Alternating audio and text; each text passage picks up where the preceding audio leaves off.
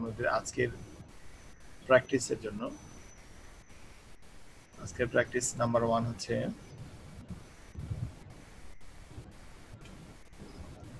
Problem 1।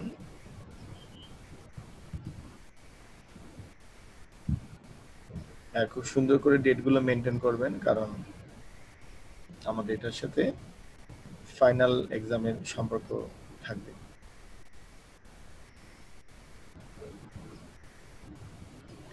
আমি একটা problem create করি। So programming means to problem solving. Problem একটা কোশ্চেনকে এখানে একটা প্রবলেম বলা হচ্ছে। একটা প্রবলেম ক্রিয়েট করাও প্রোগ্রামিং এ একটা কাজ। One of the work task, যে আপনাকে একটা প্রবলেম ক্রিয়েট করা জানতে হবে।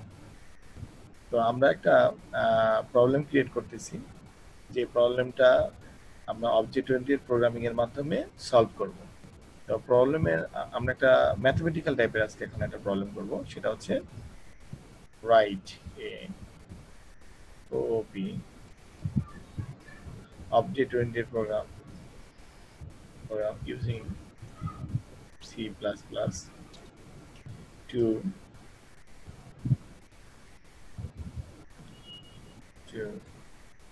find the sir object oriented programming তো শুধু সি প্লাস প্লাসে হয় নাকি অন্য কোনো প্রোগ্রামিং ল্যাঙ্গুয়েজে? প্রোগ্রামিং একটা হচ্ছে পিকচার, এটা সি প্লাস প্লাসে হয়, জাভাতে হয়, পাইথনে হয়, তারপরে এটা পিএইচপিতে হয়, এরকম অনেক প্রোগ্রামিং ল্যাঙ্গুয়েজে হয়। এটার মানে এটা না যে সি প্লাস প্লাসে শুধু অবজেক্ট ওরিয়েন্টেড প্রোগ্রামিং হয়। অবজেক্ট ওরিয়েন্টেড প্রোগ্রামিং হচ্ছে একটা প্রোগ্রামিং আর্কিটেকচার।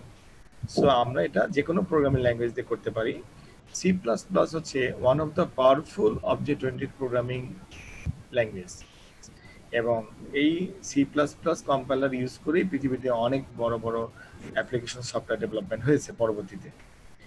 আর সি প্লাস প্লাসটা হচ্ছে একটা মিড লেভেলের প্রোগ্রামিং ইন্টারফেসে কাজ করা যায়, সি প্লাস প্লাসের মতো, যেখান থেকে কিছুটা সিস্টেম প্রোগ্রামিংও ডেভেলপ করা যায়, আবার সেখান থেকে কিছু হাই লেভেল প্রোগ্রামিংও ডেভেলপ করা যায়। কিন্তু এর মানে এই না যে সি প্লাস প্লাসই একমাত্র অবজেক্ট ওরিয়েন্টেড প্রোগ্রামিং, আরো অনেক অবজেক্ট ওরিয়েন্টেড প্রোগ্রামিং ল্যাঙ্গুয়েজ আছে। হয় না স্যার অবজেক্ট ওরিয়েন্টেড প্রোগ্রামিং মাধ্যমে আমরা আমাদের সিলেবাসের মাধ্যমে অবজেক্ট ওরিয়েন্টেড প্রোগ্রামিং কনসেপ্ট নিতে আসছি।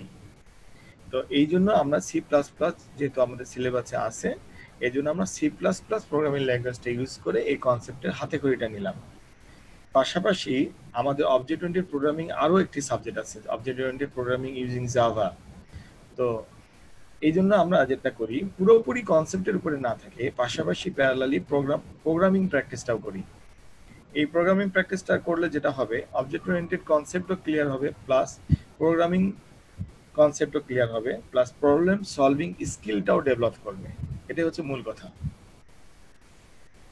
তো আমি এখন একটা প্রবলেম লিখতেছি, সেই প্রবলেমটা হচ্ছে write a object oriented program using C++ to find the okay fine, আমরা find the না বলে আমরা বলি to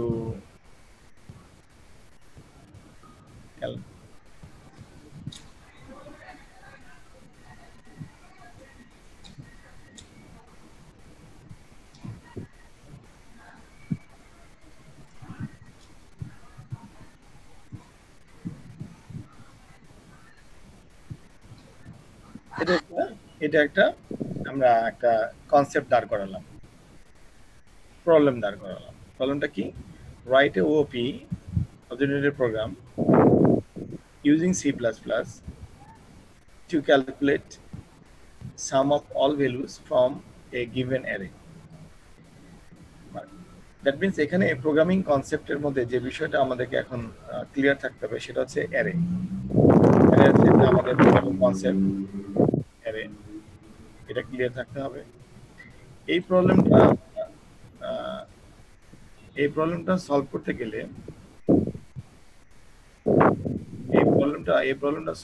গেলে আমাদের ক্লিয়ার থাকতে হবে লুপিং কনসেপ্ট এবং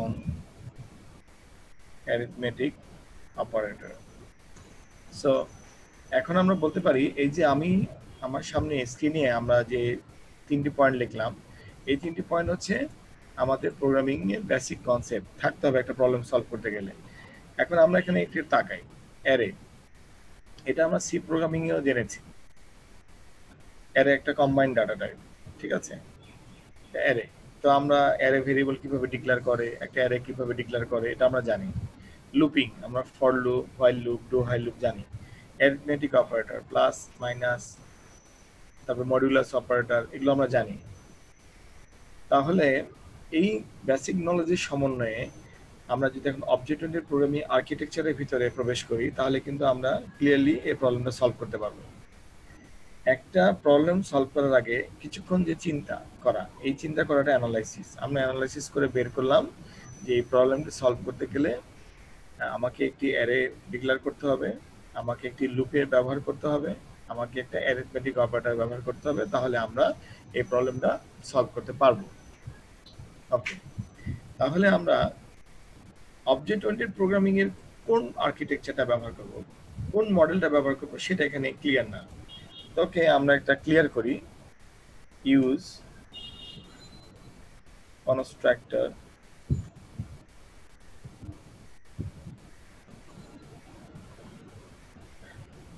destructor and method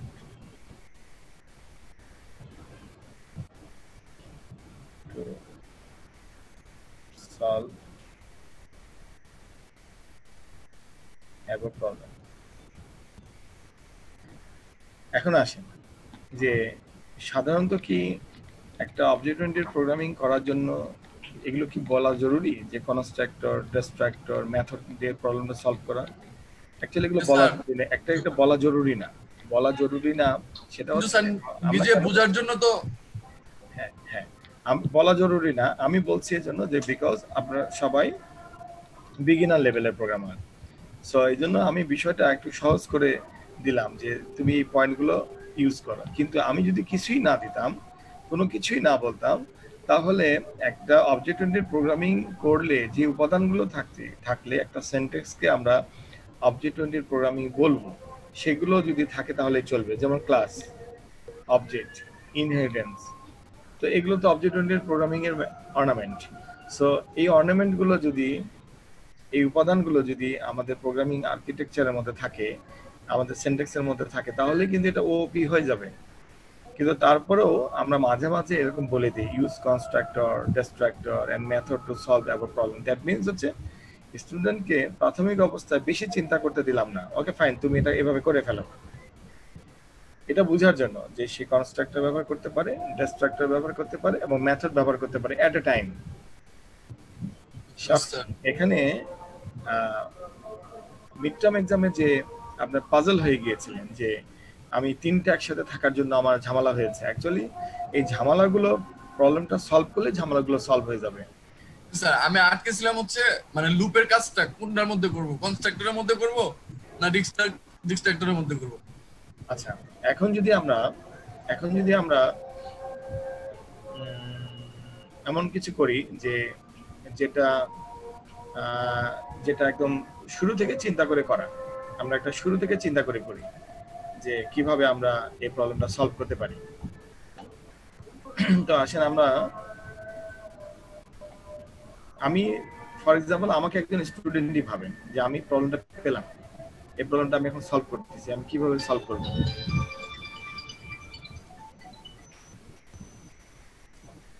আমি কোড ব্লকে যাই,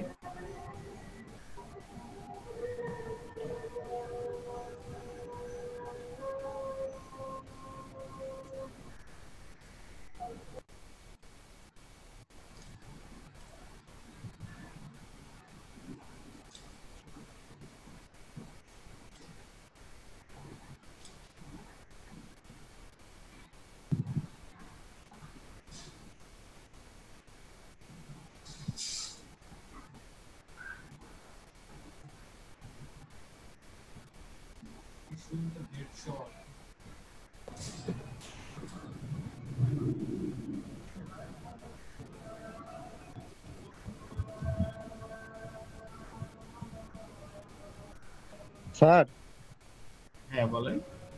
স্যার ওই যে মুবাশা মুর্শিদ আছে না, ওরা স্যার নেট প্রবলেমের জন্য ঢুকতে পারতেছে না ক্লাসে। মেসেজ ঠিক আছে, ট্রাই করুক, যদি পারে তাহলে ঢুকে দেখবে, না হলে আমাদের ক্লাসের রেকর্ডিং দেখবে। আমি আজকে ক্লাসে রেকর্ডিং দিয়ে দিব, কারণ বেশি ইম্পর্টেন্ট তো। Okay sir. স্যার রেকর্ডিং কি হচ্ছে স্যার? হ্যাঁ, রেকর্ডিং ইয়েতে থার্ড পার্টিতে দিয়েছি। Okay sir. আচ্ছা, তাহলে আমরা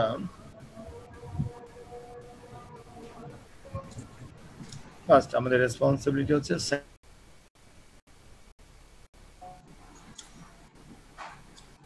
router on of include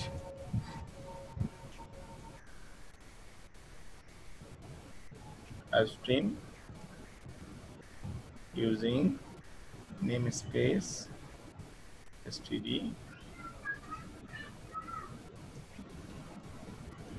main. ওকে, এটা আমরা সেভ করে ফেলি।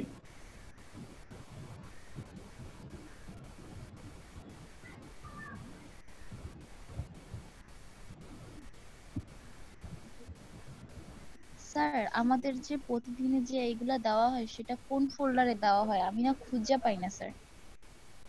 আচ্ছা, আমি দেখা দিব আজকে। আমি স্ক্রিনশট দিয়ে রাখি, কিন্তু আমি মেইন জিনিসটা খুঁজে পাই না স্যার। ওটা তো আমরা দিয়ে রাখছি, আমি সবগুলো দিয়ে দেই। আচ্ছা, তাহলে আমাদের ওএসপি মানে অনলাইন স্টাডি পোর্টালে ওটা লিংক পাওয়া যাবে। আচ্ছা, অসুবিধা নেই, আমরা ক্লাস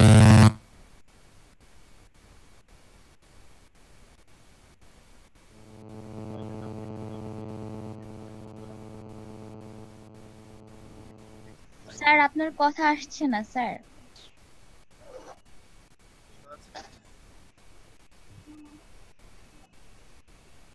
আমাকে শোনা যাচ্ছে?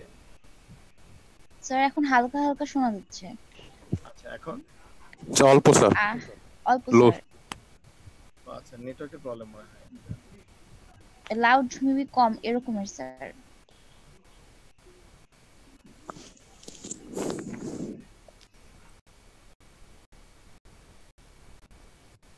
এখন শোনা যাচ্ছে? স্যার শোনা যাচ্ছে, বাট আগের মতো অতটা মানে শোনা যাচ্ছে না স্যার। আচ্ছা আচ্ছা আচ্ছা, দেখি ঠিক হয়ে যাবে মনে হয়, নেটের প্রবলেম হতে পারে। এখন ঠিক আছে স্যার, এখন ঠিক আছে। আচ্ছা, এক্সারসাইজ এটা 1.cpp। আমরা জানি যে C++ মানেই এক্সটেনশন .cpp দিতেই হবে। আচ্ছা, দিস ইজ ফান্ডামেন্টাল সেন্টেন্স, মানে এই সেন্টেন্সটা না হলে তো C++ হবেই না, এটুকু আমরা করব। সো আমরা এখানে পাজল হব না, বাট অবজেক্ট ওরিয়েন্টেড প্রোগ্রামিং আর্কিটেকচারের জন্য আমরা যে কাজটা করব, এই মেইনের উপরে ক্লাস ডিক্লেয়ার করে নিব। ক্লাস এ, একটা ক্লাসের নাম দিলাম। ওকে, একটা প্রোগ্রামে একটা ক্লাস আছে এবং একটা মেইন আছে, এটা minimum demand of A object oriented programming. So এটা অবজেক্ট ওরিয়েন্টেড প্রোগ্রামিং একটা স্ট্রাকচারের মধ্যে পড়েছে। আচ্ছা, যদি আমি দুটো ক্লাস নিতাম তাহলে ইনহেরিটেন্স হতো, বাট আমাদের এই প্রবলেমটা সলভ করার জন্য ইনহেরিটেন্সের প্রয়োজনীয়তা আছে অথবা নাই। টিচার যেহেতু প্রবলেমটা লেখার সময় বলে নেই, সো দরকার নেই। এখানে বলা আছে constructor, destructor and method. So আমরা প্রাথমিকভাবে প্রবলেমটা সলভ করতে পারি। আমরা একটা কমন স্পেসিফায়ার প্রতিটা ক্লাসের জন্য লাগে, সেটা পাবলিক অথবা প্রাইভেট অথবা প্রোটেক্টেড। সো আমরা এখানে পাবলিক স্পেসিফায়ার নিলাম। ওকে, যেহেতু কনস্ট্রাক্টর লাগবে, সো আমরা জানি যে ক্লাসের নামে যদি কোনো ফাংশন হয়, একটা ফাংশনের চেহারাটা এরকম হয় যে ফাংশনের একটা নাম থাকে, একটা ব্র্যাকেট অন থাকে, একটা ব্র্যাকেট ফার্স্ট ব্র্যাকেটটা ওপেনিং থাকে, ফার্স্ট ব্র্যাকেটটা ক্লোজিং থাকে, এবং ফাংশনের একটা বডি থাকে। যখন যখন এই ফাংশনের নামটা ক্লাসের নামের সাথে মিল রেখে হয়, তখন এটা বাই ডিফল্ট এটা কনস্ট্রাক্টর হয়ে যায়। এটা হচ্ছে কনস্ট্রাক্টর। সো আমাদের একটা কনস্ট্রাক্টর আছে। এরপরে যেহেতু আমাদের ডিমান্ড, আমাদের একটা ডিস্ট্রাক্টর লাগবে, সো আমাদের একটা ডিস্ট্রাক্টর আমরা তৈরি করে ফেললাম। ডিস্ট্রাক্টরের আগে হচ্ছে টিল চিহ্ন দিতে হয়। হ্যাঁ, একটা টিল্ট অপারেটর লাগবে। গুড, টিল্ট অপারেটর লাগবে। তাহলে দেখেন, আমরা প্রবলেম সলভিং এর আগেই আমরা কিন্তু অ্যাকর্ডিং টু আর্কিটেকচার আমাদের সেন্টেন্স বা প্রোগ্রামের বডি আমরা রেডি করে ফেললাম। আরেকটা কি লাগবে? মেথড লাগবে। সো আমরা ভয়েড, এটা ভয়েডও দিতে পারি, আমরা এটা রিটার্ন টাইপও দিতে পারি। বাট প্রথমের দিকে এত কনফিউশন করার দরকার নাই। আমরা একটা বডি তৈরি করি, এটা ভয়েড লিখেছি, এটা কেটে যে ইন্টিজার লেখা যাবে না তা তো না। সো আমরা এটার মেথডের নাম দিলাম আউটপুট। ওকে, এখন আমরা যদি এই প্রোগ্রামটার দিকে তাকাই, তাহলে প্রোগ্রামটার মধ্যে কয়েকটা জিনিস আমরা পাবো। সেটা হচ্ছে যে এটা হচ্ছে ক্লাস স্টার্ট হয়েছে, সো এটা ক্লাস অবজেক্ট ওরিয়েন্টেড প্রোগ্রামিং। এখানে পাবলিক স্পেসিফায়ার দেওয়া আছে, মানে এটা হচ্ছে এইখানে আমরা দেখতে পাচ্ছি যে একটা কনস্ট্রাক্টর, একটা ডিস্ট্রাক্টর এবং একটা মেথড আছে। ওকে ফাইন, এই তিনটি ইনস্ট্যান্স মানে ক্লাসের তিনটি উপাদান এখানে বিদ্যমান আপাতত। ইট লুকস লাইক সে অবজেক্ট ওরিয়েন্টেড প্রোগ্রামিং। এবং আমাদের কোশ্চিনে যেটা ছিল যে ইউজ কনস্ট্রাক্টর, মানে কনস্ট্রাক্টর ওখানে আমরা পেয়েছি, ডিস্ট্রাক্টরও পেয়েছি, মেথডও পেয়েছি। এখন আমরা প্রোগ্রামটা ফিনিশিং দেওয়ার চেষ্টা করব। কিরকম? মেইনের মধ্যে অবশ্যই ক্লাসকে কল করতে হবে। ক্লাসের নাম এ। ক্লাসের নাম লেখার পরে যে ভেরিয়েবলটা দেওয়া হয় সেই ভেরিয়েবলটাকে অবজেক্ট বলে। So object is a blueprint of A class.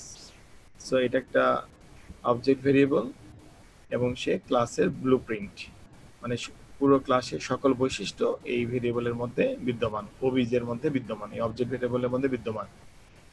এই ক্লাসের তিনটি ইনস্ট্যান্স আমরা দেখতে পাচ্ছি। একটা ইনস্ট্যান্স হচ্ছে কনস্ট্রাক্টর, একটা আরেকটা ইনস্ট্যান্স হচ্ছে ডিস্ট্রাক্টর, আর আরেকটি ইনস্ট্যান্স হচ্ছে মেথড। এখন এইটুকু প্রোগ্রাম বডি তৈরি করতে পারলে একজন প্রোগ্রামারের একটা স্টেপ পূর্ণ হয়। এটা একটা কাজ, একটা কমপ্লিট একটা ওয়ার্ক ডান হলো। সো এতটুকু যোগ্যতা থাকতে হবে, একটা সেন্টেন্স মেকিং এর যোগ্যতা আমাদেরকে, এতটুকু এই সেন্টেন্স মেক করার এতটুকু যোগ্যতা থাকতে হবে। এখন আসেন, এগুলো যোগ্যতার প্রধান কারণ হচ্ছে মনে রাখতে পারা যে কনস্ট্রাক্টর কোথায় অবস্থান করে, ডিস্ট্রাক্টর কোথায় অবস্থান করে, মেথড কোথায় অবস্থান করে। এগুলো সবাই ক্লাসের মধ্যে অবস্থান করে এবং তারা অবশ্যই একটা স্পেসিফায়ার আন্ডারে থাকে, পাবলিক অথবা প্রোটেক্টেড অথবা প্রাইভেটের আন্ডারে থাকে। এবং মেইনের মধ্যে ক্লাসটাকে কল করা হয়, একটা অবজেক্ট ভেরিয়েবল ডিক্লেয়ার করা হয়। এখন আমরা কনস্ট্রাক্টর তো অটোমেটিক রান করে, সেরকম কি স্যার ডিস্ট্রাক্টরও সেম কাজ করে স্যার, অটোমেটিক রান করে? হ্যাঁ, অটোমেটিক্যালি রান করে। ওকে। এখন আমাদের মূল যে কাজটা থাকবে সেটা হচ্ছে যে এই কনস্ট্রাক্টর, ডিস্ট্রাক্টর এবং মেথড আমরা যে একটা আর্কিটেকচার দাঁড় করিয়েছি, এর ভিতরে আমাদের প্রবলেম সলভ করতে হবে। এটা তো আর্কিটেকচার, প্রোগ্রামের আর্কিটেকচার, প্রোগ্রামের বডি, কিভাবে প্রোগ্রামটা কাজ করবে। এখন রিয়েল প্রোগ্রাম যেটা, রিয়েল প্রবলেম কি? রিয়েল প্রবলেম হচ্ছে calculate sum of all values from a given array. একটা অ্যারের মধ্যে যতগুলো ভ্যালু থাকবে সেই ভ্যালুগুলোকে যোগ করে আমাকে দেখাতে হবে। এটা আমার হচ্ছে রিয়েল প্রবলেম। তাহলে অ্যারে কি জিনিস আমরা জানি, তাহলে অ্যারের ভিতরে যে ভ্যালুগুলো থাকবে সেগুলোকে সাম করে আমাকে দেখাতে হবে। এখানে ভ্যালুগুলো ইন্টিজার টাইপের না ফ্লোট টাইপের, এইসব কোনো নির্দেশনা নাই। সো এটা ইউজার ফ্রেন্ডলি, আমরা নিজেরা আমাদের পছন্দ মতো একটা অ্যারে ডিক্লেয়ার করে নিতে পারি। তাহলে আমরা জানি যে মেথড, কনস্ট্রাক্টর এবং ডিস্ট্রাক্টর যেরকম ইনস্ট্যান্স, ভেরিয়েবলও সেরকম ক্লাসের ইনস্ট্যান্স উপাদান। সো আমরা পাবলিক সেকশনের আন্ডারেই এটা ডিক্লেয়ার করতে পারি ইন্টিজার।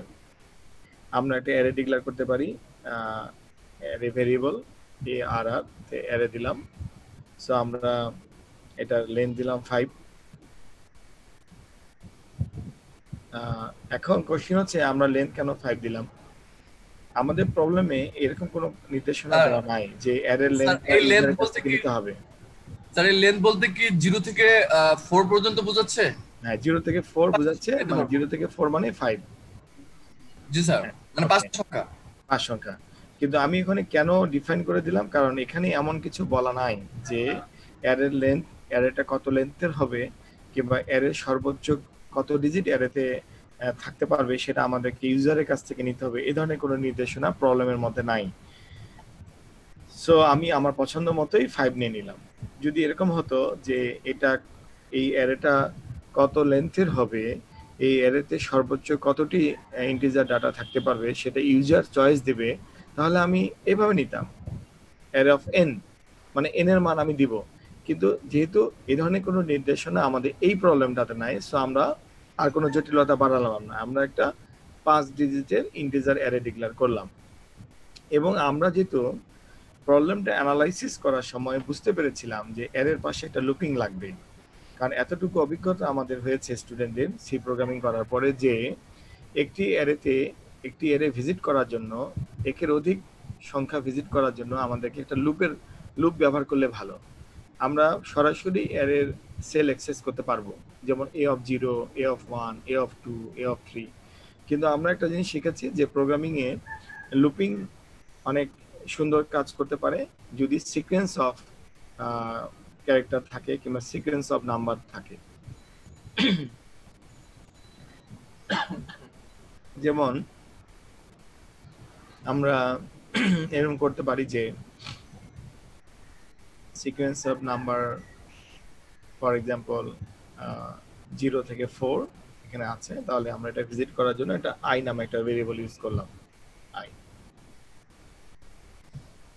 কোশ্চেন হচ্ছে এই প্রোগ্রামের মধ্যে টিচার বলেছে যে একটা কনস্ট্রাক্টর ইউজ করতে হবে, একটা ডিস্ট্রাক্টর ইউজ করতে হবে, একটা মেথড ইউজ করতে হবে। এখন কোশ্চেন থেকে যায় যে আমি কোনটার ভিতরে কোন কাজটি করব। শাফি কনফিউজড হয়ে যায় এক্সামের টাইমে, সে বুঝতে পারে না যে আমি কোনটার মধ্যে কি কাজ করব কিংবা কাজটাকে কিভাবে ডিস্ট্রিবিউট করব।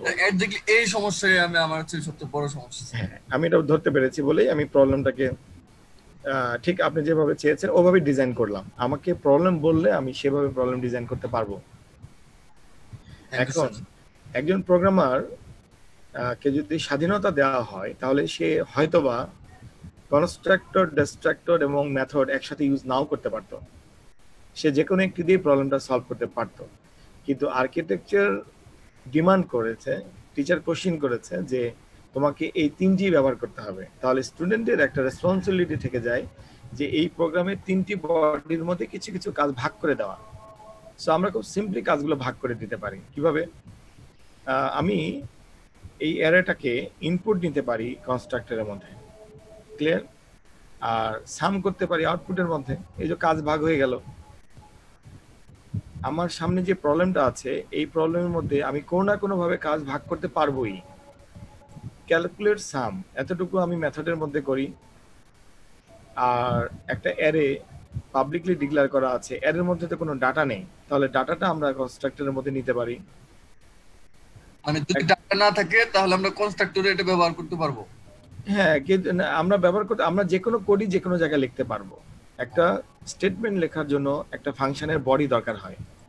So constructor also a method or function, কারণ it looks like a function.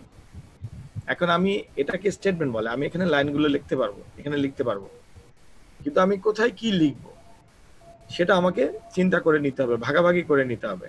এখন এই প্রবলেমটি সলভ করতে গেলে কি লাগে? এই প্রবলেমটি সলভ করতে গেলে আমরা বুঝতে পারছি যে ক্যালকুলেট সাম মানে আমাকে একটা সামেশন করতে হবে এবং ইউজারকে আউটপুটটা দেখাতে হবে। এগুলো কাজ। All values from a given array, মানে অ্যারের মধ্যে ভ্যালুস থাকবে।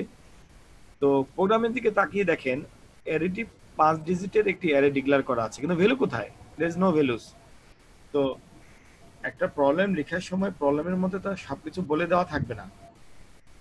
এই প্রবলেমটা অ্যানালাইসিস করলেই বোঝা যাবে যে আমাদেরকে কি কি কাজ করতে হবে।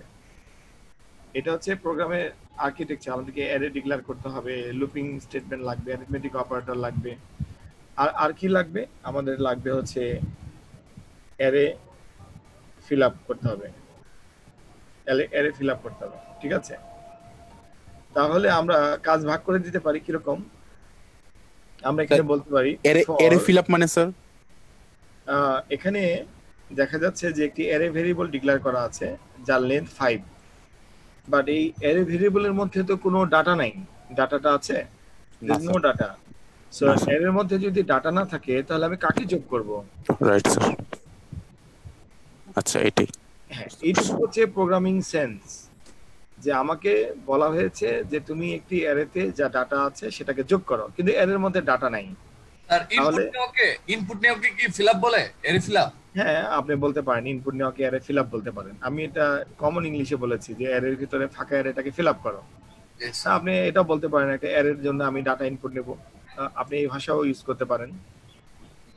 যেমন আমি লিখলাম for i equal to 0, i less than 4 less than equal to 4 i plus plus. আমরা জানি 0 থেকে 4 পর্যন্ত 5টি সংখ্যা হয়, 0 1 2 3 4 মানে 5টি সংখ্যা হয়। তাহলে array length 5, so this looping will work nicely.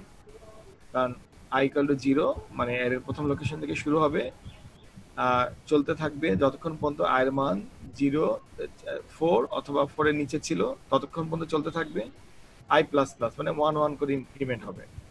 তো আমরা জানি ফর লুপের যে সেন্টেন্স, সেই সেন্টেন্সে আমাদেরকে ফর লুপের আন্ডারে যদি একটি লাইন থাকে তাহলে ব্র্যাকেটের প্রয়োজন নাই, আর এই ফর লুপের আন্ডারে যদি একের অধিক লাইন থাকে, একের অধিক লাইন মানে বোঝাতে চাচ্ছি একের অধিক স্টেটমেন্ট থাকে, তাহলে আমাদেরকে ব্র্যাকেট ইউজ করতে হবে। সাধারণত ইনপুট নেবার জন্য সি প্লাস প্লাসে একটি লাইনই এনাফ। ফর এক্সাম্পল সিন, আমরা সিন এর ফাংশনের মাধ্যমে, এই বিল্ট ইন ফাংশনের মাধ্যমে আমরা ইনপুট নিতে পারি। সিন কাতে ইনপুট নিব, অ্যারে ভেরিয়েবলে ইনপুট নিব, কোন ইন্ডেক্সে ইনপুট নিব, i ইন্ডেক্সে ইনপুট নিব। So this one c in command is enough to get input from user। তাহলে আমার এখানে for এর আন্ডারে ব্র্যাকেটের প্রয়োজন নাই, আমরা এই লুপটার মাধ্যমে একটা অ্যারে ফিল আপ করতে পারবো কিংবা ইনপুট নিয়ে রাখতে পারবো। তার মানে 0 থেকে 4 পর্যন্ত প্রিন্ট করবে না, মানে i এর মান যদি আমরা 6 দেই তাহলে 6 থেকে 10 পর্যন্ত প্রিন্ট করবে, মানে এটাই করবে নাকি? এখানে কি ঘটনাটা ঘটলো, এখানে ঘটনাটা ঘটলো যে অ্যারে একটা ভেরিয়েবল, তার মধ্যে 5টা ব্লক আছে, ঠিক আছে, 4টা ঘর আছে। হ্যাঁ, বললাম 0 থেকে তুমি স্টার্ট করো, i প্লাস প্লাস করো, মানে এক এক করে বাড়তে থাকো। কতক্ষণ পর্যন্ত বাড়তে থাকবে? যতক্ষণ পর্যন্ত i এর মান 4 অথবা 4 এর নিচে আছে। ফর লুপের প্রথমটা হচ্ছে কি ইনিশিয়ালাইজেশন, লাস্টেরটা কি ইনক্রিমেন্ট, মাঝখানের অংশটুকু কি কন্ডিশন। এই কন্ডিশন অনুযায়ী আমি তাকে বললাম যে তুমি যে একটা বক্স, তোমার মধ্যে যে 5টি জায়গা আছে, 5টি প্লেস আছে, সেই 5টি প্লেসের জন্য তুমি 5টি ভ্যালু আমার কাছে নাও। এই নেবার জন্য সিন কমান্ড ব্যবহার করা হলো ইনপুট নেবার জন্য। আমি তো তাকে স্পেসিফাই করে বলেছি তোমার প্রথমটা 0, তারপরটা সি প্লাস প্লাস মানে 1, তারপরটা 2, তারপরটা 3, তারপরটা 4, তারপরে আর সে যেতে পারবে না কারণ কন্ডিশন তাকে আটকে দিবে। স্যার যদি i এর মান 5 নেই ইনপুট নেওয়ার সময়, i এর মান 5 নিলে যে ঘটনাটা ঘটবে মানে 4 সংখ্যা পর্যন্ত 0 থেকে 5 করবে। আমি যদি এখানে 5 নেই, ঠিক আছে, তাহলে 0 থেকে 5 কত হয়? 6 হয়। 6 হয়। তাহলে অ্যারেটা ডিক্লেয়ার করা আছে 5 ডিজিটের, এটা ওভারফ্লো হয়ে যাবে। জি স্যার, তাহলে 5 সংখ্যা পর্যন্তই প্রিন্ট করবে। 5 সংখ্যা মতো প্রিন্ট না, আমরা তো প্রিন্ট নেওয়ার কমান্ড লিখিনি, আমরা ইনপুট নেবার কমান্ড লিখেছি। জি স্যার, বুঝতে সে পারছি। ইনপুট নিবে ঠিকই, কিন্তু রাখার জায়গা পাবে না, ওভারফ্লো হয়ে যাবে, গার্বেজ হয়ে যাবে, ঠিক আছে। আমার অ্যারেটা তো অ্যাকচুয়ালি অ্যারের মধ্যে আমার 5টি জায়গা রাখার, 5টি ভ্যালু রাখার জায়গা নাই। যেহেতু 5টি ভ্যালু রাখার জায়গা নাই, যদি আমি অ্যারেটাকে 5 বার কল করি তাহলে যেটা হবে সবার লাস্টের মানটা গার্বেজ হয়ে যাবে, সে অ্যারেটার লেন্থের বাইরে চলে যাবে, এরর দিবে। সো আমরা এই কাজটা করতে পারি না। আমাদের অ্যারেটা যেহেতু 5 লেখা আছে, মানে আমি এখানে আর 5 লিখতে পারবো না, আমি সর্বোচ্চ 4ই লিখবো, তা না হলে বাউন্ডারির বাইরে চলে যাবে, অ্যারের লিমিট ক্রস করে ফেলবে। এতে কি প্রোগ্রামটা রান করবে না? করে ফেলবে, তখন প্রোগ্রাম রান করলে এরর দেখা দিবে। আচ্ছা আচ্ছা, তাহলে আমরা এই ফর লুপ তৈরি করলাম একটা অ্যারেতে 5টি ইন্টিজার মান নেবার জন্য। কেন ইন্টিজার কথাটা ব্যবহার করছি? কারণ অ্যারেটি ইন্টিজার ডাটা টাইপের। আচ্ছা, তাহলে আমরা এখানে কনস্ট্রাক্টরের মাধ্যমে একটি কাজ করে ফেললাম কিন্তু। So constructor has a work, একদম কনস্ট্রাক্টর কাজবিহীন অবস্থায় নাই এই প্রোগ্রামের মধ্যে। আর আমরা জানি যে কনস্ট্রাক্টর এমন একটি ফাংশন, যে ফাংশনটি ইউজার ডিফাইন্ড ফাংশন, যে ফাংশনটি যখন কম্পাইল হয়, প্রোগ্রামটা রান হয়, ক্লাসটাকে কল হয়, তখন কনস্ট্রাক্টর অটোমেটিক্যালি রান করে। সো কনস্ট্রাক্টরকে আমার বাই নেমে কল করার কোনো প্রয়োজন নাই, অটোমেটিক্যালি যখন এই প্রোগ্রামটা কম্পাইল হবে কনস্ট্রাক্টরটি রান হয়ে যাবে। আচ্ছা ফাইন, ডিস্ট্রাক্টরের কাজ কি? অ্যাকচুয়ালি ডিস্ট্রাক্টরের বডিতে কিছু লেখার প্রয়োজন নাই। ডিস্ট্রাক্টর কাজ হচ্ছে কনস্ট্রাক্টর চলাকালীন অবস্থায় কম্পিউটারের মেমোরিতে যে পরিমাণ ডাটা অ্যালোকেট হয়েছিল সেই ডাটাটাকে সেই মেমোরি থেকে ফ্রি করে দেবে। স্যার আমরা কনস্ট্রাক্টর ইউজ না করে কি ডিস্ট্রাক্টর ইউজ করতে পারবো স্যার? নাকি যখন কনস্ট্রাক্টর ইউজ না করে ডিস্ট্রাক্টর ইউজ করতে পারবো না। আচ্ছা আচ্ছা আচ্ছা, এখন আমাদের নেক্সট কাজ থাকে আউটপুট। আমরা আউটপুটের মধ্যে কি কাজ দেব? তো আমাদের কাজ তো রেডি করা আছে। সে কাজটা কি? এখানে আমরা এই অ্যারেটাতে যে 5টি ভ্যালু দিয়েছি, ইউজার যে 5টি ভ্যালু দিবে, আমরা দেবার ব্যবস্থা করেছি, সেই 5টি ভ্যালু কি দিয়েছিল সেগুলো যোগফল আমাদেরকে বের করতে হবে। তাহলে এই যোগফলটা বের করে আমরা কোথায় রাখবো? আমরা জানি যে প্রোগ্রামিং ল্যাঙ্গুয়েজ আমরা যে ইনস্ট্রাকশন দিব ইনস্ট্রাকশন অনুযায়ী কাজ করবে। আর যদি আমি কোনো মান কোনো ভেরিয়েবলে না রাখি কিংবা কোনো মান যদি ভেরিয়েবলের মাধ্যমে না নিই, তাহলে সেটা মেমোরিতে থাকবে না এবং সেটাকে আমি ইনপুট আউটপুটের কাজে অন্য ক্ষেত্রে পরবর্তীতে আর কোনো ব্যবহার করতে পারবো না। তাহলে আমাদেরকে যে কাজটা করতে হবে, এখানে একটা উপরে সাম নামে ভেরিয়েবল ডিক্লেয়ার করে আসতে হবে। সাম ইকুয়াল টু 0 দিয়ে রাখলাম, ইনিশিয়াল ভ্যালু 0। তাহলে আমরা আউটপুটের মধ্যে এই কাজটা করতে পারি, ওই অ্যারেটাকে আবার রিড করতে পারি। কিভাবে? ফর i ইকুয়াল টু 0, আবার প্রথম লোকেশনে যাও, i less than equal to 4, মানে যতক্ষণ পর্যন্ত 4 নম্বর ইন্ডেক্সে না গিয়েছে ততক্ষণ পর্যন্ত তুমি ভিজিট করতে থাকো। এবং i এর মান কিভাবে ইনক্রিমেন্ট হবে? যে i প্লাস প্লাস, মানে এক এক করে বাড়তে থাকবে। ক্লিয়ার? স্যার 4টাকে আমরা এখানে কেন আনলাম স্যার? আমাদের যখন একটি অ্যারের মধ্যে 5টি ডাটা থাকবে, সেটা রাখার জন্য আমাদেরকে ফর লুপ ইউজ করতে হলো। অ্যারের মধ্যে 5টি ঘরে তো আমাকে পুনরায় প্রবেশ করতে হবে। যদি আমি প্রবেশ না করতে পারি তাহলে আমি অ্যারেটাকে ভিজিট করব কিভাবে? To visit the array the for loop is essential. আচ্ছা, আবার ঢুকতে হচ্ছে। আচ্ছা, আবার ঢুকতে হচ্ছে। তাহলে আমি এই কাজটা করতে পারি, সাম প্লাস ইকুয়াল টু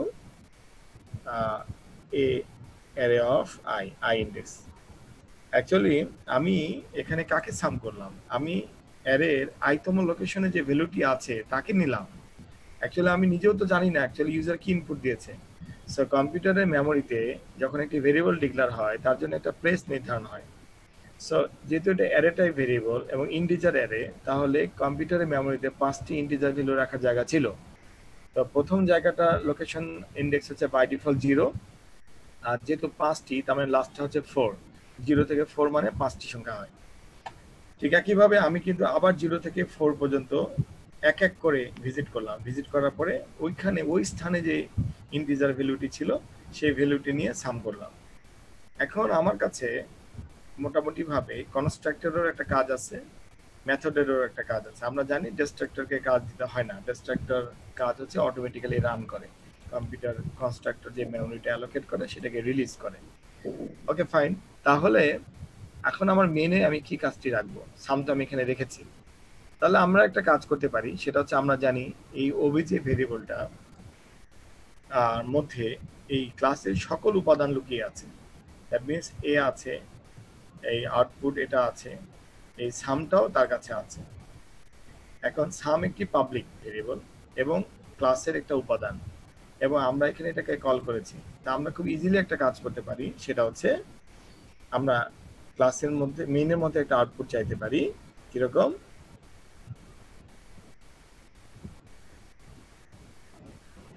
আমরা ইনভার্টেড কমার মধ্যে লিখবো দা সাম ইজ, কারণ এটা স্ট্রিং, কোলন, এটা স্পেস দিলাম, আরেকটা আউটপুট সাইন দিলাম। আমরা এখানে obj.sum ভেরিয়েবলটাকে কল করলাম। ঠিক আছে?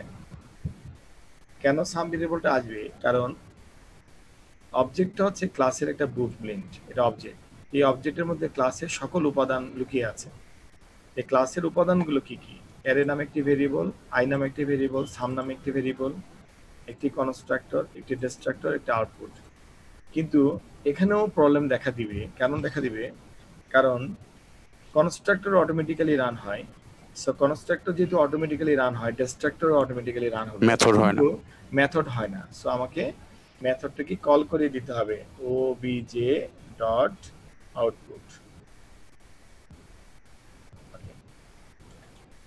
এখন আমরা প্রোগ্রামটা কম্পাইল করে দেখতে পারি। আমাদের এখানে যে উপরে উপরে রান এন্ড কম্পাইল বাটন থেকে কম্পাইল করলাম। আমরা কম্পাইল করলে আউটপুটটা কেমন আসে সেটা একটু দেখি।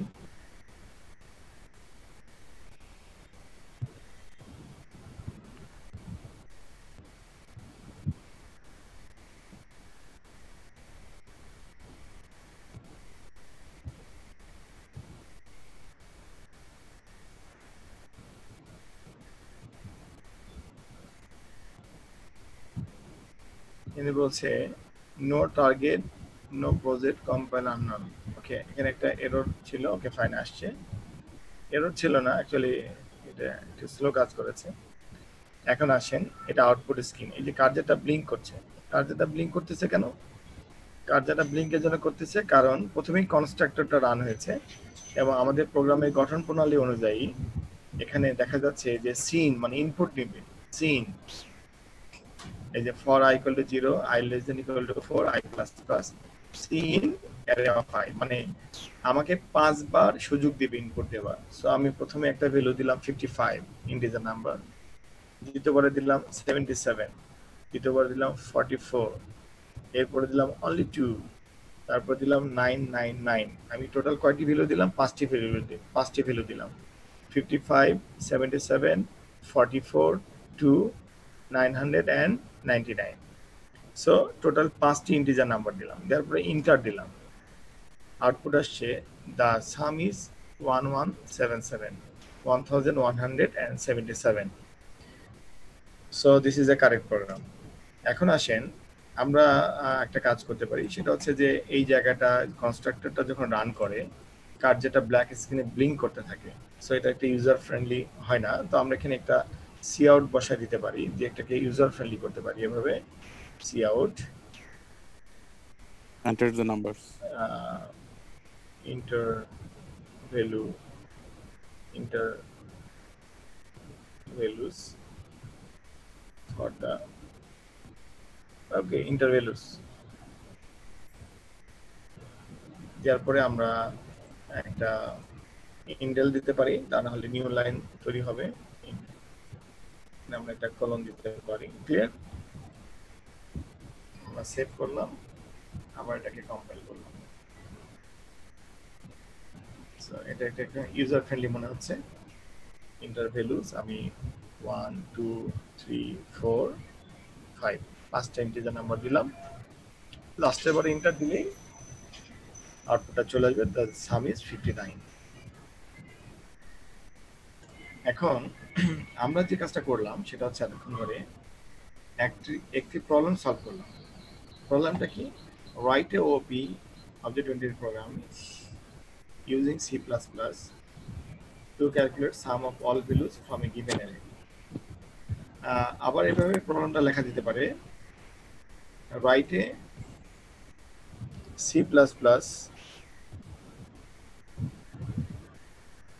program using constructor destructor, programming using to calculate sum of all values from a given array। মানে এভাবে লিখলে সুবিধা হয়, তারা সবাই বুঝতে পারবে তাদের। Write a C++ program using object oriented programming to calculate sum of all values from a given array। এই প্রোগ্রামটা সলভ করার জন্য আমরা অ্যানালাইসিস করেছিলাম। আমাদের একটি অ্যারে লাগবে, একটি লুপিং লাগবে, অ্যারিথমেটিক অপারেটরের ব্যবহার লাগবে, অ্যারেটাকে ফিল আপ করতে হবে। কারণ আমার তো কোনো রেডিমেড অ্যারে দেওয়া নাই, শুধু বলা আছে গিভেন অ্যারে।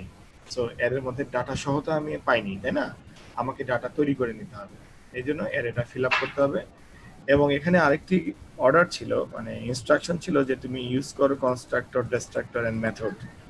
সো এই প্রবলেমটা আজকে আমরা এখন সলভ করলাম আমাদের অবজেক্ট ওরিয়েন্টেড প্রোগ্রামিং এর কনসেপ্ট থেকে। সেই কনসেপ্টের অনুযায়ী আমরা যে হেডার ফাইল ডিক্লেয়ার করেছিলাম, নেম স্পেস ডিক্লেয়ার করেছিলাম, তারপরে আমরা ক্লাস ডিক্লেয়ার করেছিলাম, ক্লাসের আন্ডারে আমরা একটা পাবলিক স্পেসিফায়ার নিয়েছিলাম, সেখানে আমরা কিছু ইনস্ট্যান্ট ইউজ করেছি, একটা কনস্ট্রাক্টর, একটা ডিস্ট্রাক্টর, একটা আউটপুট নাম, একটা মেথড, এবং সেখানে অ্যারে নামে একটি ভেরিয়েবল ছিল, আই নামে একটা ভেরিয়েবল ছিল, এবং সাম নামে একটা ভেরিয়েবল ছিল। ঠিক আছে, আমরা কনস্ট্রাক্টরকে কাজ দিয়েছি অ্যারেটাকে ফিল আপ করার জন্য, মানে ইনপুট নিয়ে অ্যারেতে রাখার জন্য। আউটপুট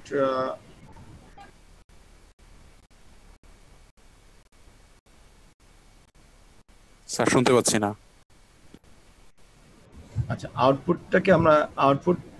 আউটপুটকে আমরা কাজ দিয়েছি হচ্ছে যে এই অ্যারেটাকে পুনরায় ভিজিট করো, ভিজিট করার পরে প্রথম লোকেশন থেকে শুরু করে লাস্ট লোকেশন পর্যন্ত যে ভ্যালুগুলো তুমি অ্যারের মধ্যে পাবা, এটা থেকে কি আসে, ভ্যালু আসে, যে ভ্যালুগুলো তুমি পাবা সেগুলো সামের মধ্যে তুমি রাখো, যোগ করে করে রাখো। আমরা মেইনে যাওয়ার পরে একটা অবজেক্ট ডিক্লেয়ার করেছি।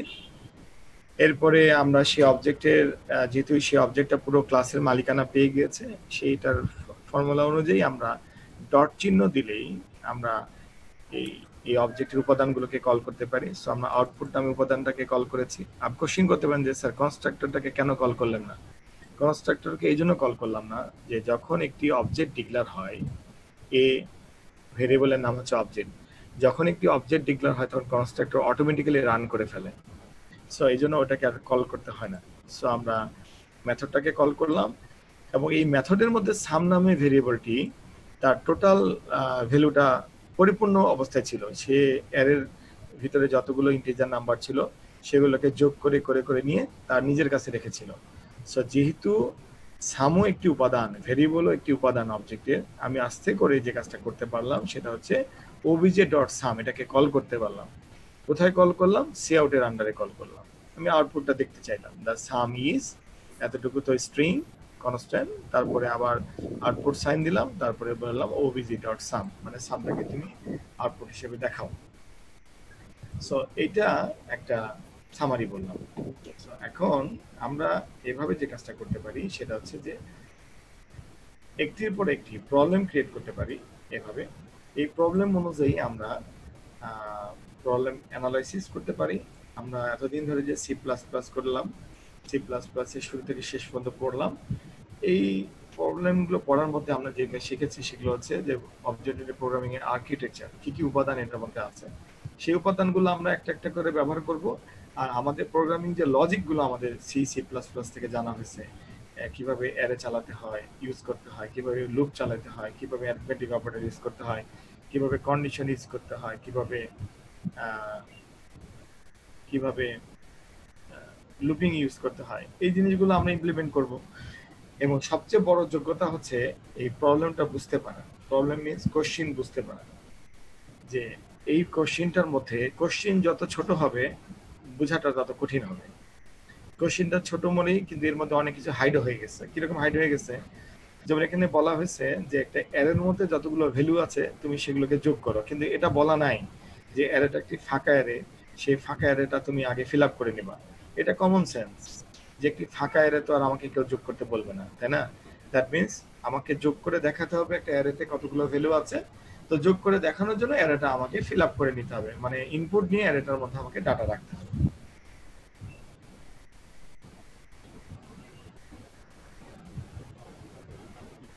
তো বুঝে গেছে আমি কি বুঝতে চাইলাম?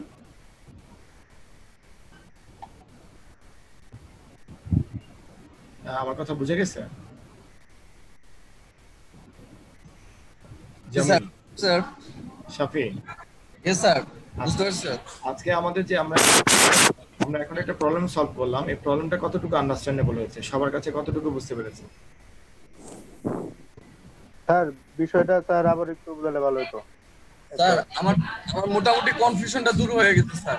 আমি এখন বুঝতে পারছি যে একসাথে কিভাবে অন্তত এরকম কোন প্রোগ্রাম আসলে পারবো স্যার। এরি লুপিং অপারেটর, এরি ফ্ল্যাপ, এই ধরনের কোন প্রোগ্রাম আসলে আমি যে কোনো প্রোগ্রাম আসলে করতে পারবো স্যার।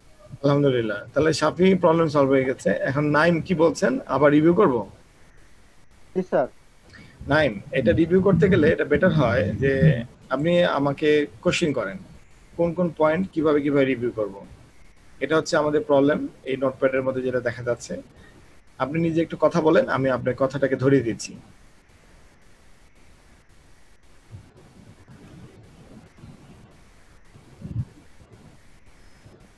নাইম? জি স্যার, মানে স্যার বলতেছিলাম যে কিভাবে কেমনে গেল স্যার, একবার রিপিট করলে ভালো হতো। মানে কিভাবে কি হলো? জি স্যার।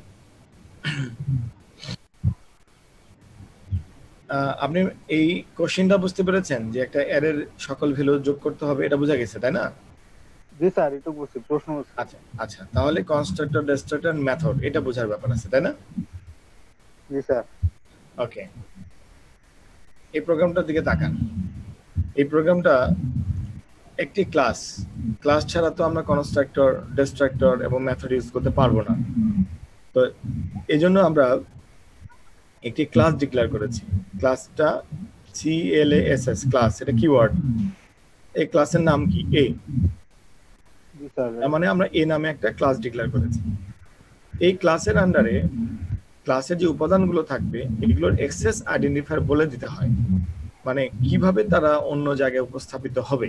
ফর এক্সাম্পল, এটা পাবলিকলি শেয়ার থাকবে না প্রাইভেটলি শেয়ার থাকবে, নাকি এটা প্রোটেক্টেড ভেরিয়েবল হবে, এরকম। সো আমরা বাই ডিফল্ট এটাকে পাবলিক স্পেসিফায়ার ইউজ করেছি। দ্যাট মিনস এই ক্লাসের বাইরে আমি সামকে, আইকে, এই অ্যারে ভেরিয়েবলকে পাবো। ওকে, তো যেহেতু একটি অ্যারের সাম করতে হবে এই জন্য আমরা একটি অ্যারে ডিক্লেয়ার করেছি এবং এটা সর্বোচ্চ লেন্থ রেখেছি 5। এখন আসেন, আমরা কি কনস্ট্রাক্টর ডিক্লেয়ার করেছি। কনস্ট্রাক্টর কাকে বলে? কনস্ট্রাক্টর একটি ফাংশন, একটি মেথড। কিন্তু কনস্ট্রাক্টরের একটি বৈশিষ্ট্যটা হচ্ছে কনস্ট্রাক্টর অটোমেটিক্যালি রান করে যখন ক্লাসের মধ্যে অবজেক্ট ডিক্লেয়ার করা হয়। It will run automatically. আর কনস্ট্রাক্টরের রুলস হচ্ছে ক্লাসের নামে অবশ্যই এটা নাম থাকতে হবে। ক্লাসের নামে নাম মিন্স ক্লাসের নামও এ, এই ফাংশনটির নামও এ। কনস্ট্রাক্টরে কোনো রিটার্ন টাইপ থাকবে না, মানে সামনে কোনো কিছু থাকবে না। ওকে, কনস্ট্রাক্টর যদি আমি আমার প্রোগ্রামে ব্যবহার করে ফেলি তাহলে আমি একটি ডিস্ট্রাক্টর ব্যবহার করার অধিকার রাখি। সো আমি এটা ডিস্ট্রাক্টর ব্যবহার করেছি। ডিস্ট্রাক্টরের ভিতরে কোনো বডিতে কোনো কোড লিখবার প্রয়োজন নাই। এখন আসেন মেথড। সো আমি একটা মেথড ইউজ করেছি, সামনে দিয়েছি void, that means no return. আমি অ্যাকচুয়ালি এটা কাউকে রিটার্ন করব না, আমি নিজেই নিজের কাজ কমপ্লিট করে রাখবো। আমি এখানে মেথডকে কি কাজ দিয়েছি? মেথডকে বলেছি যে তুমি একটা লুপ চালাও 0 লোকেশন থেকে শুরু করে 4th লোকেশন পর্যন্ত, দ্যাট মিনস 5টি ভ্যালু তুমি পরপর রিড করতে পারবা। এই রিড করা অবস্থায় কি বলেছি যে তুমি অ্যারের প্রথম লোকেশন মানে আয়ের মান যখন 0 প্রথম লোকেশন, তারপর আয়ের মান 1 মানে দ্বিতীয় লোকেশন, এইভাবে অ্যারেতে যতগুলো ভ্যালু ছিল তুমি যোগ করে করে সামে রাখো। সে সামে রেখে দিল। এরপরে মেইনের মধ্যে আমি যখন অবজেক্ট ডিক্লেয়ার করলাম, আমি তো অটোমেটিক্যালি কনস্ট্রাক্টরের কাজ হয়ে গেল। সো কনস্ট্রাক্টর আমার কাছে ইনপুট নিল, ডিস্ট্রাক্টর কাজ করলো। এরপরে আমি মেথডটাকে কল করলাম। মেথডটা মানে এটা, মেথড অটোমেটিক্যালি রান হয় না। যখন আমি তাকে কল করলাম তখন সে যে আমি যে অ্যারেটা ফিল আপ করেছিলাম একটু আগে, সেই অ্যারের মধ্যে যে যে ভ্যালুগুলো ছিল সেই ভ্যালুগুলোকে সে যোগ করে নিল, যোগ করে নিয়ে সে সামের মধ্যে রাখলো। আচ্ছা, তারপরে আমি সাম ভেরিয়েবলটা কিন্তু আমার মান পেল। সামের মান কিন্তু এখন আর 0 না, ইনিশিয়াল ভ্যালু ছিল 0। পরবর্তীতে অ্যারের মধ্যে যে ডাটাগুলো ছিল সেইগুলোকে নিয়ে যোগ করে করে সে কোনো একটা মান পেয়েছে। আমরা সি আউট জানি, সি আউট দিয়ে আমরা আউটপুট দেখি। সো আমি বললাম সি আউট obj.sum, সামের মধ্যে যে ভ্যালুটা আছে সেটা তুমি আমাকে দেখাও। সেটা দেখাই ফেললো। এটা হচ্ছে প্রোগ্রাম সামারি। জি স্যার। স্যার আমার একটা কোশ্চেন ছিল স্যার। কি কোশ্চেন? স্যার এই যে স্যার ভয়েড আউটপুটে স্যার এখানে ফরটা লেখাতে স্যার সে কিভাবে বুঝবে স্যার আমরা এখানে স্যার এরে কি স্যার মানে মিন করতেছি? আমরা অ্যারে মিন করছি, যে অ্যারের মধ্যে আমি আই লিখেছি। আচ্ছা স্যার, আচ্ছা। অ্যারেকে কল করে অ্যারের ভিতরে ইনডেক্সই তো আই দিয়েছি। So this i will implement on that array only. Okay sir. Actually অ্যারেকে কল করা হয় অ্যারের ইনডেক্স অনুযায়ী। সো এখানে আই রিপ্রেজেন্ট করছে as a index. Okay sir. Okay, এখন আমি একটা সেকেন্ড হোমওয়ার্ক জেনারেট করি for to the night. Homework, এটার বেসে হোমওয়ার্ক। একটা কথা মনে রাখবেন, এখন আমাদের এতদিনে যা পড়াশোনা হয়েছে এবং এখন যে ক্লাসটা হলো খুব ঠান্ডা মাথায়, বেশি কথা না বলে এই ক্লাসের উপরে বেস করে এই হোমওয়ার্কটা করতে পারলে আজকে রাত্রের মধ্যে এই পড়াটা পরিপূর্ণভাবে মাথার মধ্যে ঢুকবে।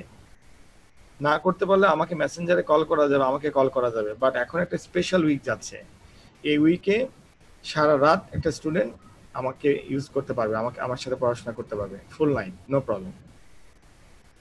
বাট এই হোমওয়ার্কটা আজকেই কমপ্লিট করতে হবে এবং হোমওয়ার্কটা কপি করা যাবে না। একজনের কাছে ডিরেক্ট কপি করবে না, আলোচনা করতে পারে, বাট ভেরিয়েবল তারপর ক্লাস কনস্ট্রাক্টর হুবহু কপি করা যাবে না। যখন দুজন প্রোগ্রামার প্রোগ্রাম লেখে তখন কনসেপ্ট এক হলেও প্রোগ্রামের বডি আলাদা হয়ে যায় এটা ম্যান টু ম্যান সবকিছু ভ্যারি করে।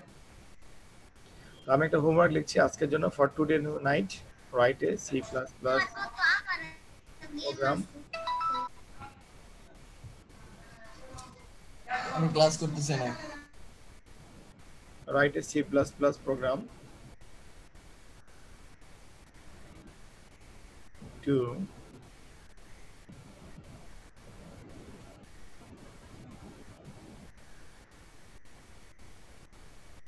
using OOP to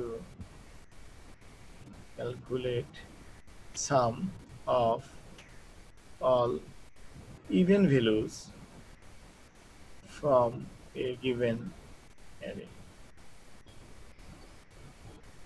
ওকে, আমরা এখানে আমি অ্যানালাইসিস লিখব না, আমি এখানে সরাসরি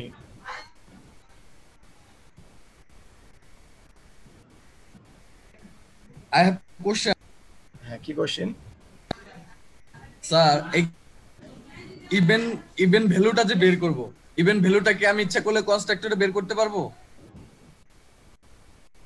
ফ্রম এ গিভেন অ্যারে আমি ডিক্লেয়ার করলাম, হ্যাঁ কনস্ট্রাক্টর করতে পারেন, জি, sir. You can use it, no problem, you can use it, no problem.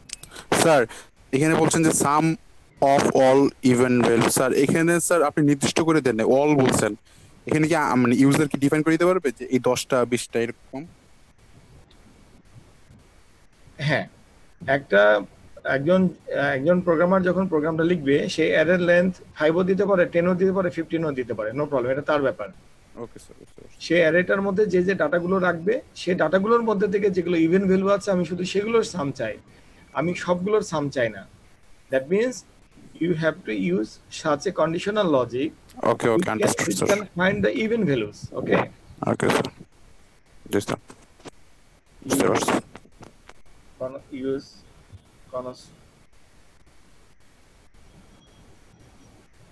use constructor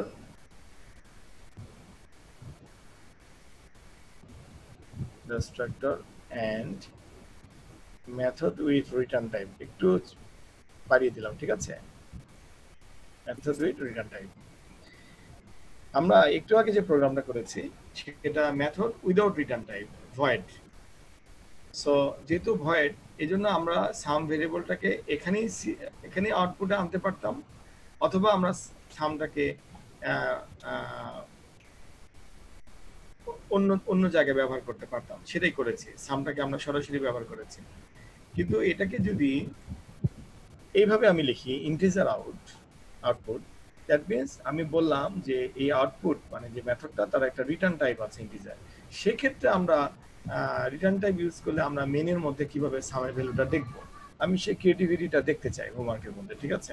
G sir, ইনশাআল্লাহ আমরা এটা করতে পারবো।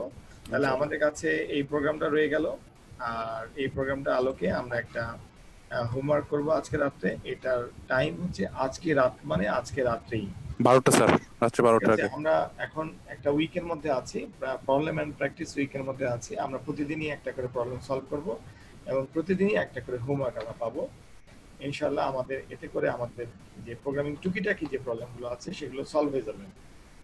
স্যার আজকে রাতের মিন্স উইথিন 12 o'clock?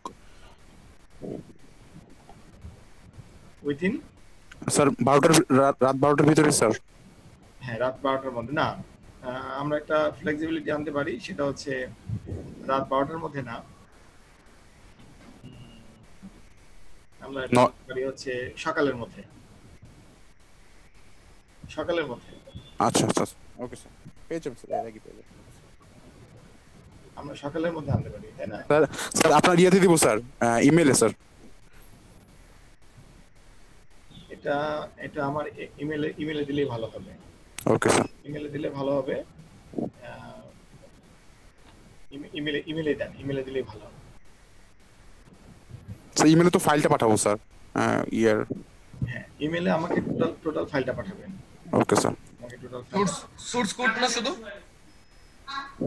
হ্যাঁ, সোর্স কোডটা পাঠাবেন। যদি কোনো কমেন্ট থাকে তাহলে কমেন্টটা লিখে পাঠাবেন। স্যার স্যার আমি তো গ্রামের বাড়িতে আছি, তো আমি তো ফোন থেকে পাঠাবো, তো আমার তো ফাইল যাবে না স্যার। আহ, কেন কেন ফাইল যাবে না স্যার? আপনি যে কাজটা করবেন সেটা হচ্ছে যে আপনি তো কম্পাইল করবেন তাই না? কম্পাইল জি করবেন স্যার। হচ্ছে অনলাইন একটা এডিটরে। তাহলে আপনি যেটাকে করবেন সেটা হচ্ছে সিলেক্ট অল করে কপি করবেন সোর্স কোডটাকে, করার পরে ইমেল বডির মধ্যে পেস্ট করে দিবেন। জি স্যার, আমি তো কপি করে পেস্ট করতে পারবো, আমি ডাইরেক্টলি ফাইল যেটা আছে ওটা যাবে না, এটা বুঝলাম। হ্যাঁ হ্যাঁ, এটা এটা ঠিক আছে, এটা ঠিক আছে, যা ডিরেক্টলি ফাইল যাবে না। হ্যাঁ,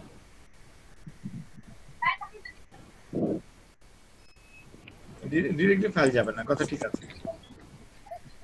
তাহলে আমরা আমাদের